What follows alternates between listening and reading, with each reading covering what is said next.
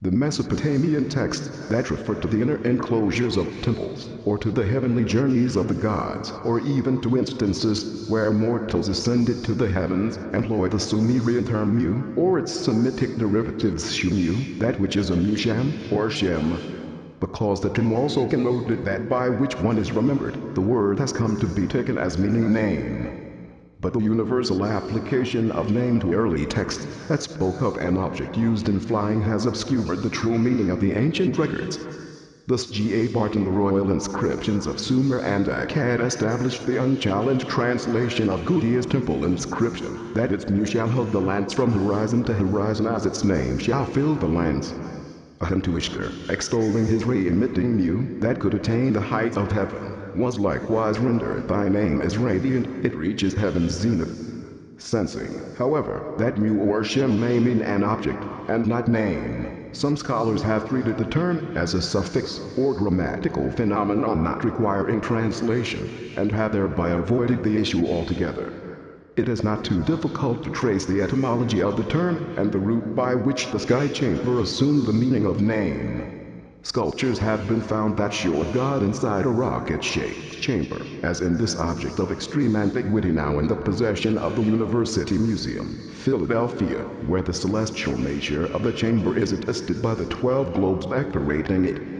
Many seals similarly depict a god, and sometimes to within such oval divine chambers. In most instances, these gods within their sacred ovals were depicted as objects of veneration.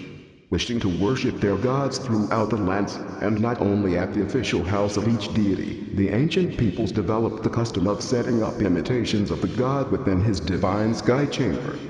Stone pillars shaped to simulate the oval vehicle were erected at selected sides, and the image of the god was carved into the stone to indicate that he was within the object.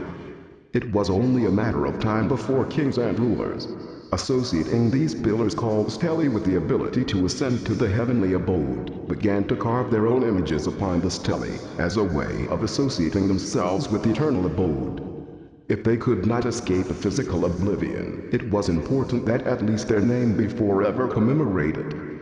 That the purpose of the commemorative stone pillars was to simulate a fiery skyship can further be gleaned from the term by which such stone stelae were known in antiquity.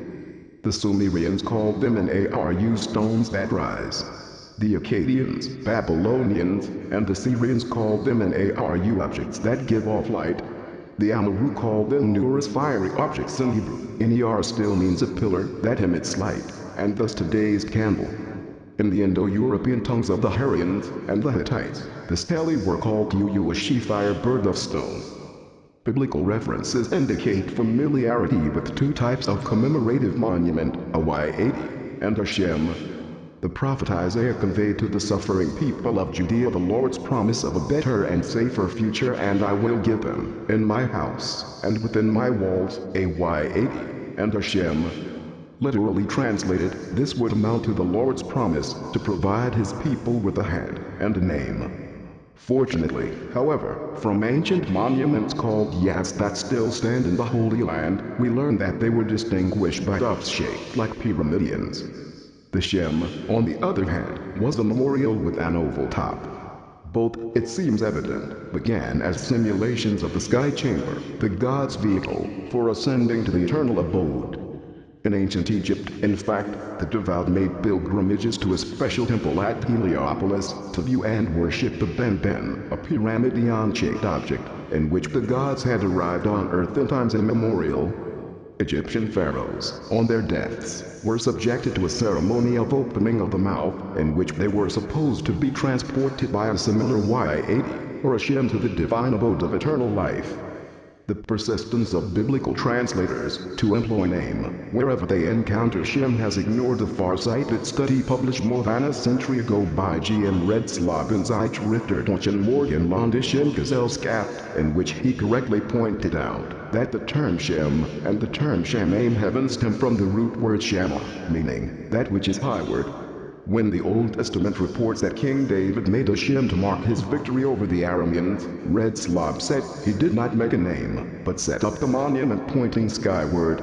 The realization that Shem in many Mesopotamian texts should be read not as name, but as Sky Vehicle opens the way to the understanding of the true meaning of many ancient tales, including the biblical story of the Tower of Babel.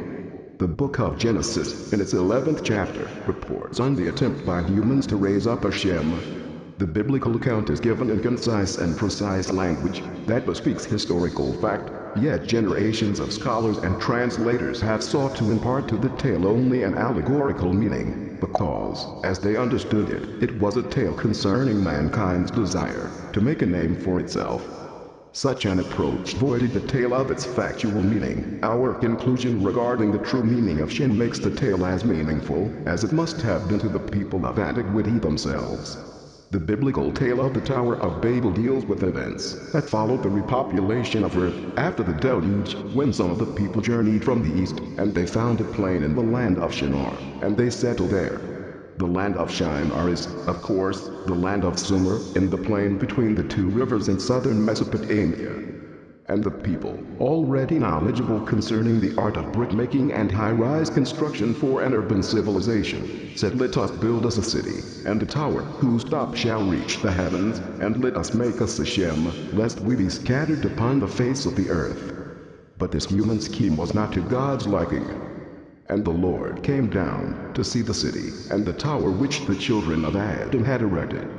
And he said, "Behold, all are as one people, with one language, and this is just the beginning of their undertakings. Now, anything which they shall scheme to do shall no longer be impossible for them." And the Lord said to some colleagues, whom the Old Testament does not name, "Come, let us go down, and there confound their language, so that they may not understand each other's speech."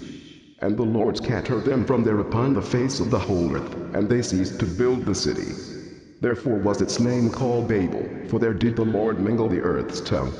The traditional translation of Shem as name has kept the tale unintelligible for generations.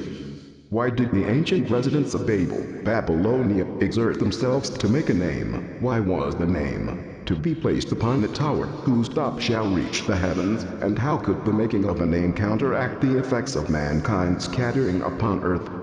If all that those people wanted was to make, as scholars explain, a reputation for themselves, why did this attempt upset the Lord so much? Why was the raising of a name deemed by the deity to be a feat, after which anything which they shall scheme to do shall no longer be impossible for them? The traditional explanations certainly are insufficient to clarify why the Lord found it necessary to call upon other unnamed deities to go down and put an end to this human attempt. We believe that the answers to all these questions become plausible, even obvious, once we read Skyborn Vehicle rather than name for the word Shem, which is the term employed in the original Hebrew text of the Bible. The story within deal with the concern of mankind that, as the people spread upon earth, they would lose contact with one another. So they decided to build a Skyborn Vehicle, and to erect a launch tower for such a vehicle so that they, too, could, like the goddess Ishtar, for example, fly in a muosh all the people lands. A portion of the Babylonian text known as the Epic of Creation relates that the first gateway of the gods was constructed in Babylon by the gods themselves. The Anunnaki, the rank and file gods, were ordered to construct the gateway of the gods. Let its brickwork be fashioned. Its Shem shall be in the designated place. For 2 years, the Anunnaki toiled, applied the implement, molded bricks, until they raised high the top of the Shekinah house of great gods, and built the stage tower as high heaven. It was the sum cheek on the part of mankind to establish its own launch tower on a site originally used for the purpose by the gods, for the name of the place, Babili, literally meant gateway of the gods. Is there any other evidence to corroborate the biblical tale and our interpretation of it? The Babylonian historian priest Berosus, who in the 3rd century BC compiled a history of mankind, reported that the first inhabitants of the land, glorying in their own strength, undertook to raise a tower whose top should reach the sky. But the tower was overturned by the gods and heavy winds, and the gods introduced a diversity of tongues among men, who till that time had all spoken the same language. George Smith, the Chaldean account of Genesis found in the writings of the Greek historian Hysterius, report that, in accordance with olden traditions, the people who had escaped the deluge came to Sennar in Babylonia, but were driven away from there by a diversity of tongues. The historian Alexander Polyhistor 1st century